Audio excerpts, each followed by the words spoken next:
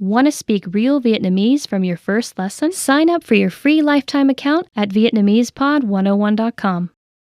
Finally, it's January. Hi guys, welcome back to the series of months in Vietnam, and you're watching Vietnamesepod101.com, the fastest, easiest, and most fun way to learn Vietnamese. Have you visited our website and also our blog? There are tons of flashcards, videos, and audio files for you to learn Vietnamese. So in this video today, we're going to discuss about January. Since this is like the first month of the year, so there will be a lot of things to talk about. And let's get started.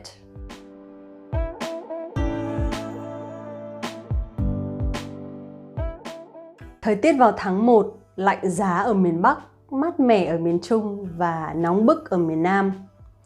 Thời tiết vào tháng 1, lạnh giá ở miền Bắc, mát mẻ ở miền Trung và nóng bức ở miền Nam. Thời tiết vào tháng 1, lạnh giá ở miền Bắc, mát mẻ ở miền Trung và nóng bức ở miền Nam. That means the climate in January is very cold in the north, pretty cool in the center, and very hot in the south. Yeah, I think in January the weather difference is pretty clear from the north to the center and the south of Vietnam, because in the north we have winter and in the south it's summer. So if you're traveling from the north to the south in this time of the year, you better prepare some like clothes to change, right? And also food and everything is gonna be different. One of the biggest holidays of Vietnamese people is ngày Tết Dương lịch.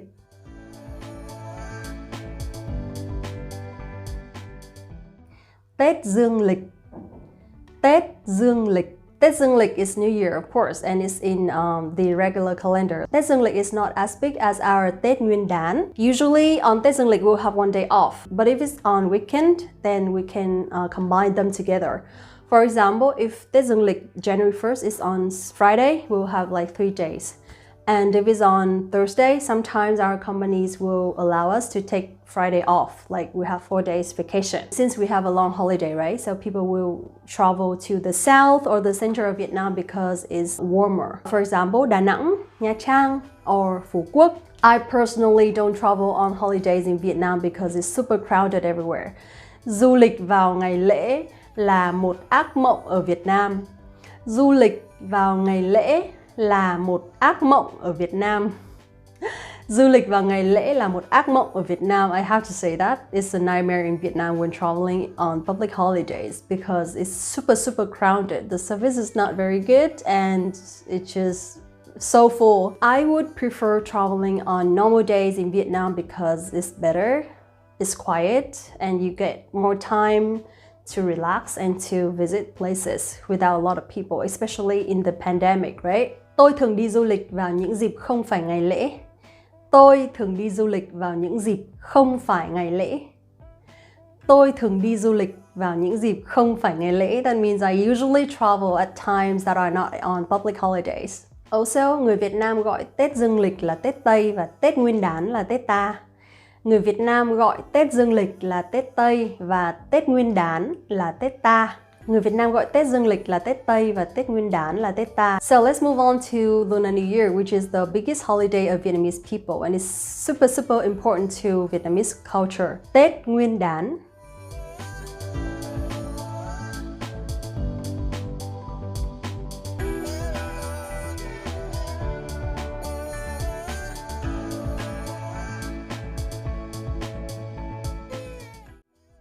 Tết Nguyên đán là ngày lễ quan trọng nhất của người Việt Nam.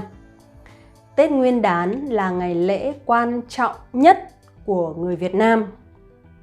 Tết Nguyên đán là ngày lễ quan trọng nhất của người Việt Nam. Lunar New Year is the most important holiday of Vietnamese people. We'll have like a very long holiday. It's around from 8 to 10 days. Người Việt Nam nghỉ Tết rất dài, khoảng từ 8 đến 10 ngày. Người Việt Nam nghỉ Tết rất dài, khoảng từ 8 đến 10 ngày. Người Việt Nam nghỉ Tết rất dài, khoảng từ 8 đến 10 ngày. So Vietnamese people enjoy Lunar New Year in a very long vacation, around from 8 to 10 days. On Tết Nguyên đán, we'll have a lot of good food, such as gà luộc, gà luộc, gà luộc, canh măng, bánh chưng, bánh chưng, bánh chưng, canh miến, canh miến, canh miến, or canh bóng, canh bóng. Also, we'll have giò, giò. Some different kinds of giò such as giò bò, giò thủ, giò lụa. All are from pork. In the south of Vietnam, people will have bánh tét. Bánh tét is similar to bánh chưng, but it's from the south. During Tết Nguyên đán, we will buy a lot of kinds of flowers such as hoa đào.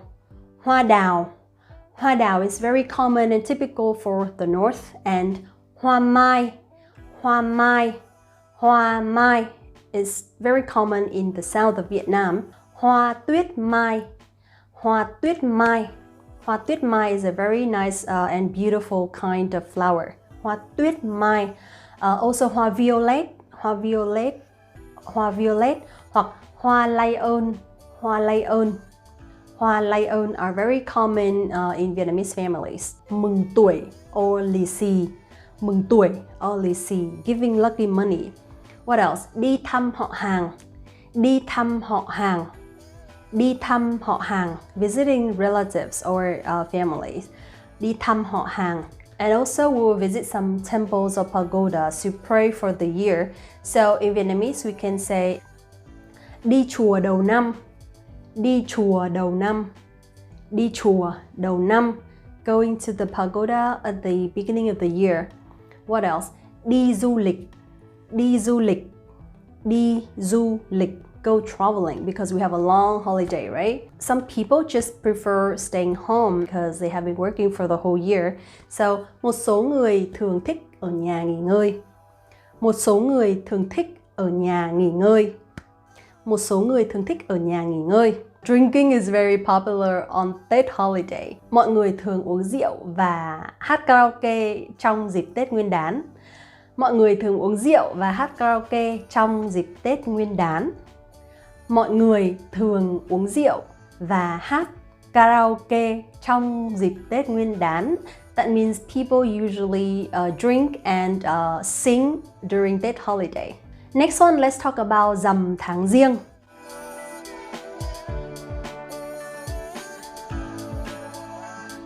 Rằm tháng Giêng is one of the biggest full moon days of Vietnamese people. Besides rằm tháng Chạp, do you remember?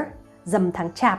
So rằm tháng Giêng is the full moon day of January, a lunar calendar. Usually some people who live in the countryside and work in cities such as Đà Nẵng, Hà Nội or Saigon, when they go back to their hometown and enjoy Tết holiday, usually they will stay until rằm tháng Giêng.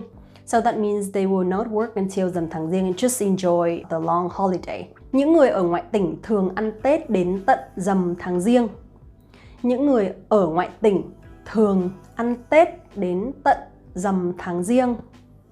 Những người ở ngoại tỉnh thường ăn Tết đến tận rằm tháng Giêng. That means people who live in the countryside usually celebrate Tết holiday until full moon of January. In Vietnam, there is a sentence that we usually say to each other on January Lunar Calendar, which is tháng Giêng là tháng ăn chơi. Tháng Giêng là tháng ăn chơi. Tháng Giêng là tháng ăn chơi. That means January is the fun month, or January is a month for fun. Tháng Giêng là tháng ăn chơi. That means on January, usually people would just eat and have fun. Alright, so next one, or also the last one, du lịch tâm linh.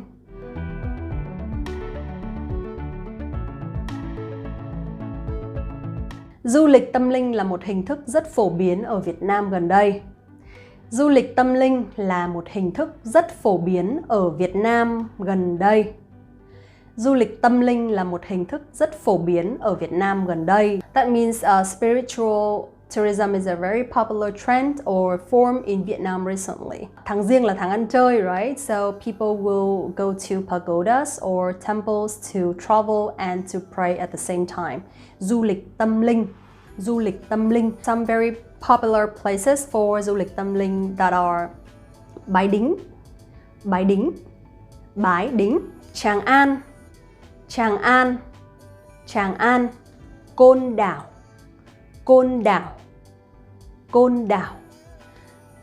Chùa Hương, and Yên Tử.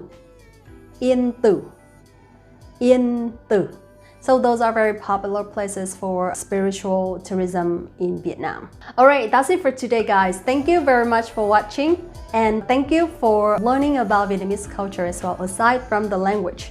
So knowing about Vietnamese cultures will help you have more topics to communicate with local people. I hope to see you guys in the next video, and don't forget to like this video, subscribe to the channel, and visit the website VietnamesePod101.com to get access to your free lifetime account right now and get your real lessons by real teachers. See you in the next one. Xin chào và hẹn gặp lại các bạn. Want to speed up your language learning?